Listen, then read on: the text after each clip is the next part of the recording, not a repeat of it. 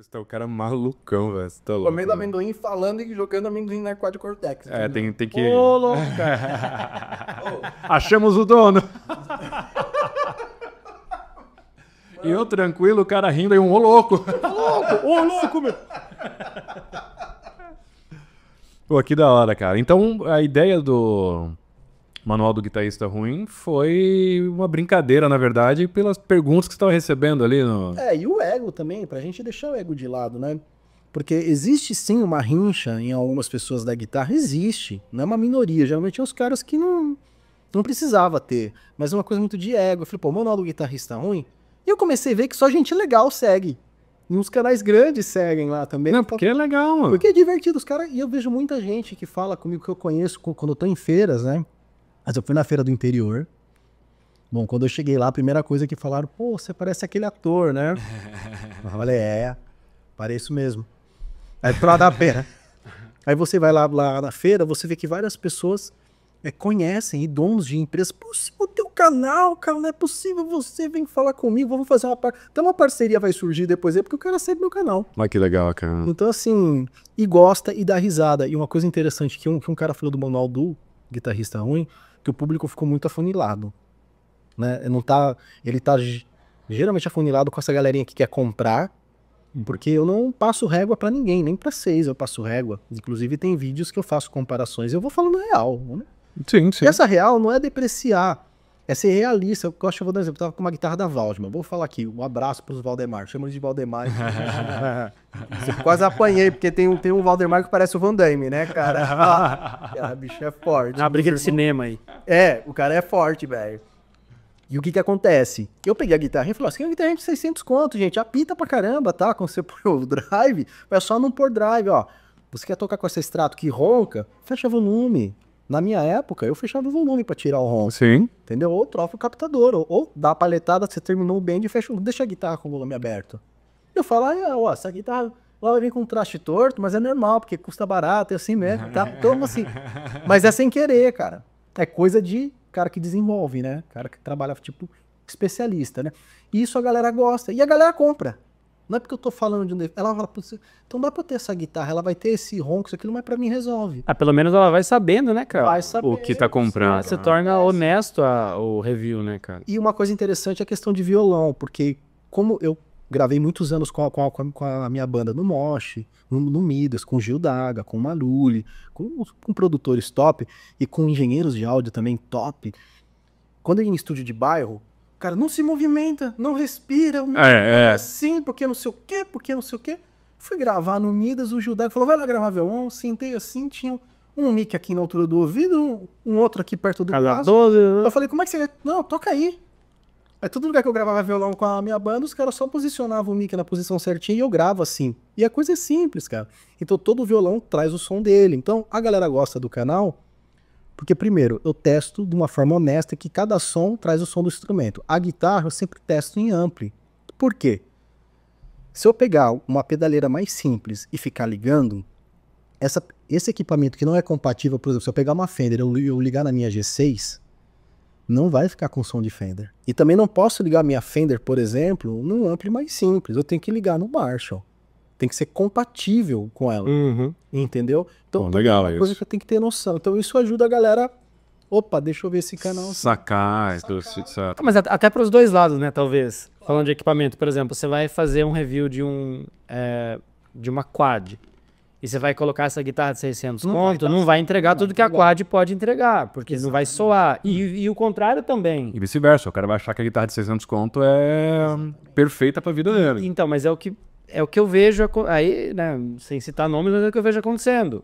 O cara vai fazer um review, por exemplo, porque, cara, falando de faixa de preço. Sim. Preço, sim, entrega coisas. Claro. Tem coisas que são super faturadas, porque tem marca, tem nome, tem história, tem um monte de coisa.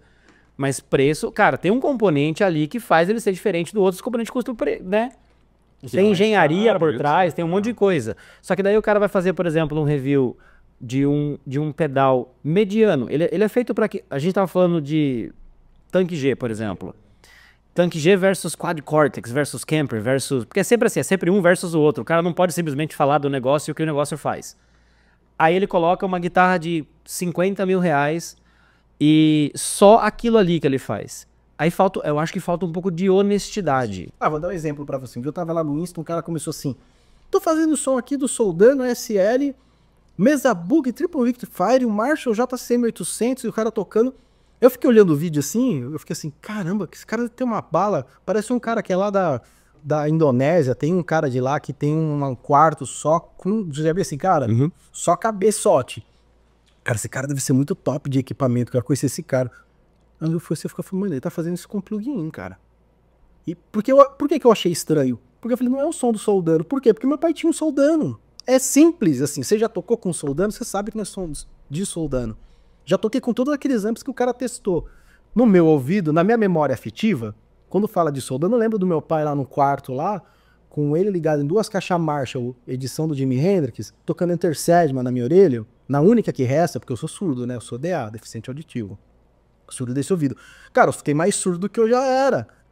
Então dali eu aprendi, né? Ouvia meu pai com Triax, certo? Ligado ali, com 2 Twin e o Intelliflex, que era um hack de efeitos de 1980. Um som, um negócio absurdamente alto na minha orelha. Aí o cara veio falar que tá fazendo som. Não é, cara. Assim, o que o pessoal não entende é referência de timbre. Ó, timbre Mesa Bug.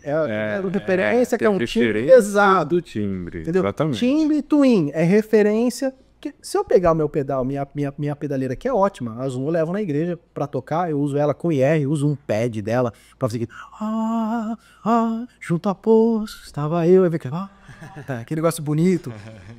Da hora, mas não adianta eu pegar ali Marshall e DS1 e colocar ali o JCM800 e o DS1, não é a mesma coisa que o JCM800 de verdade e o DS1 de verdade ligado. Sabe o que eu acho? Vou vomitar. Do fundo do coração. É que tem uma geração agora, falando de equipamento exclusivamente, tanto de guitarras quanto principalmente de equipamentos digitais. É que assim, o cara não tem nem a referência, o que você falou é perfeito, o cara não tem nem a referência do original.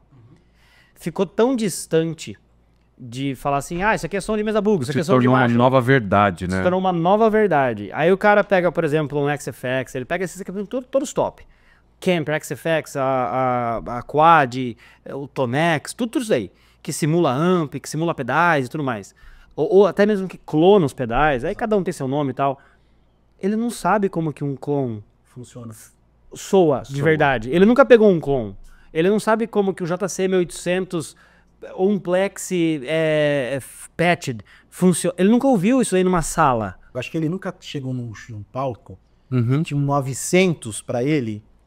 E aí quando ele toca... Não, eu vou falar uma coisa. Quando o cara... Balançou o cabelo. Você pega um 900, se você tocou com o e pega um 900, você tem desespero. Aí eu tô falando, aí você fala, como assim, Alan? Verdade. Eu toquei num 900 e eu não conhecia muito, mas já tinha ouvido de ouvir o meu pai tocar. Eu tive um desespero, parecia que meu som tava sendo tragado, cara. Ele não vinha, cara, ele estava sendo tragado. E eu cheguei num ponto, isso era em Caraguatatuba, nos anos 2000. Eu falei assim, cara, posso pôr meu parque aqui do lado? No segundo show eu levei um parque de estudo, pus do lado do microfone e fiquei mais confortável. Falei, que exagero. Ela, não tava confortável com o meu ouvido. Fui falar com o meu pai. Meu pai falou, filho, eu vendi um 800 e comprei 2 JCM 900 pra fazer o par. No dia seguinte eu tava lá na Teodoro Sampaio vendendo, pegando qualquer 800 usado. Eu perdi dinheiro, mas voltei com 800 porque não tinha o mesmo som. Olha isso, era isso. Mas, por exemplo, vai funcionar para certo cara. Ok, mas o que é? A experiência de testar. E nessa época, a referência, né? Tem aquele Music Man, que é o que eu falei que meu pai é guitarrista. Tem um Music Man, cara, feito pelo Léo Fender, 2 de 12, aquele híbrido, que o Steve Ray Vaughan usa no Live a Mocambo. Tá lá encostado num canto pegando pó, porque ele não troca a válvula. Aquele é o som do Vaughan, que é o som de lata. Sabe como ele pegou isso? Ele trocou. Ele tinha um daquele Line 6, aquele primeiro que simulava tudo, aquele ampli que até na foto da Guitar Player era vários amplis nele, assim, o Line 6. Quando ele comprou, ele falou, isso é do caramba. Aí quando ele começou a colocar Mesa Bug, deixa eu comparar com o Mesa Bug, aí ele ligava o Mesa Bug e não tinha o som. Ele ficou tão decepcionado, falou, vou vender. Ele vendeu pra um cara e o cara deu de brinde esse Music Man, porque ele nem sabia o que era, ele queria o ampli. Olha, cara. É uns rolês assim aquilo que você falou, né, que a galera não conhece o original, não sabe o que é. E aí começa a falar que não precisa ter. E começa a virar assim, isso aconteceu... Essa salada, bicho, acho que é uns 6 anos pra cá. Mas eu posso te falar... Do boom da tecnologia, né? Tá tão tendencioso isso que a gente se afastou do original, tá criando uma nova realidade de timbre. Sim. E eu tô achando que faz 6 anos isso. Faz 6 anos. Tô achando que mais 6 anos, esse timbre aqui, ó, vai começar a se perder, eu acho, cara. Eu acho que essa nova realidade vai se tornar um novo padrão e esse padrão vai ser... Ele já é um novo padrão, porque a gente já tem uma geração porque todo mundo aqui é 30 plus. Então, assim, a gente tem uma geração de 20 agora, das pessoas que têm 20 anos, 20 a 30, que nunca ouviram esses amplificadores ou esses pedais de verdade, né? Cada vez menos. Cada vez menos. Por outro lado, eu acho que a gente tem o dever de, não é explicar, mas assim, de explicitar que, cara, não é isso versus isso. Exato. É tipo, cara, se você consegue viajar, se você tem um equipamento, vamos chamar de vintage, e você consegue viajar com ele, sabe, é aquela história do Paulus, cara, é pra quê e pra quem? E é muito verdade, cara. Porque, pô, se você vai viajar numa van, como que você vai levar uma 4 de 12, um cabeçote? A batera tem que ser o maior instrumento dali Você não tem como substituir ela. Então, aí cai naquilo que eu falei que eu fiz por muito tempo. Eu tinha o cabeçote handmade do... Você conheceu o Acedo Áudio? Já ouvi falar dele, já. Cara, amp de 3 canais, tudo 6L6, caixa 2 de 12, só que era uma caixa tamanho de uma 4 de 12, mas era 2 só. E levava aquilo, levava o board com todos os pedais e tal. Cara, chegou uma hora que não deu. Não deu. Comecei a sentir dor mesmo, assim, física, de falar... E quando eu tava na 2 músicas pra acabar o show, começou a me dar uma agonia de olhar pra trás e falar, nossa, eu tô exausto. Acabei o show agora, eu vou ter que desmontar e carregar, porque o estacionamento fica lá na casa do chapéu. Só que, cara, isso começou a me dar uma angústia de tocar, cara. É isso que eu tô malhando. Eu tô ligado que você tá curtindo esses cortes. E como eu sei que você já deu like, já se inscreveu no canal, eu tô aqui pra deixar um recado muito importante. Na descrição desse vídeo tem o link pra você vir fazer parte do Team Alabama. Nós somos 21 mil alunos de guitarra e violão e tá faltando você, cara. Você não tem noção da qualidade que é esse material. Dá uma olhada, procura aqui o link abaixo e vem pro time que você não vai se arrepender.